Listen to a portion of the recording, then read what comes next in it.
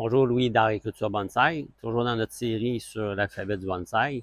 On vous a parlé souvent des styles. Vous avez vu en début de vidéo quelques images qu'on retrouve dans certains livres qui veulent aborder ce sujet-là. Il ne faut pas se laisser intimider par les styles, c'est pas une règle qui est fixe, qui est coulée dans le béton. Dans le fond, ce qu'on voit dans les livres, puis les styles auxquels on donne des noms japonais ou français, dans le fond, c'est quelqu'un qui s'est assis sur une roche à quelque part, puis a observé la nature, puis a donné des noms, où il a observé qu'il y avait certains arbres qu'on voit dans la nature qui sont façonnés par l'environnement dans lequel ils sont. Donc, par exemple, le moyogi ou droit informel, on va avoir un arbre qui va chercher la lumière, qui va éviter les obstacles. L'arbre cascade, c'est celui qui est à flanc de montagne. Donc, il ne faut pas se laisser trop impressionner par ça.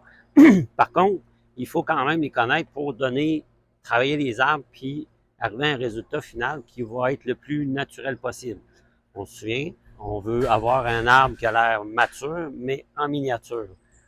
Alors, de connaître les styles, de connaître ces formes-là, vont faire en sorte que vous allez travailler aux arbres, puis ils vont avoir l'air encore plus naturel. On va avoir un arbre qui va avoir l'air vraiment mature, mais en miniature. Puis vous allez avoir quelque chose aussi qui est conséquent avec les troncs que vous allez retrouver ou à la forme de l'arbre que vous allez avoir retrouvé. Alors, travailler dans ce sens-là, c'est excellent. Là, connaître l'alphabet du bonsaï, connaître les styles, bien, ça vous donne déjà une petite direction pourquoi il faut les apprendre, puis à tout le moins les observer en nature. Alors, on souhaite que ces petits conseils-là vous soient utiles. Continuez de nous suivre, continuez de pratiquer. Arigato!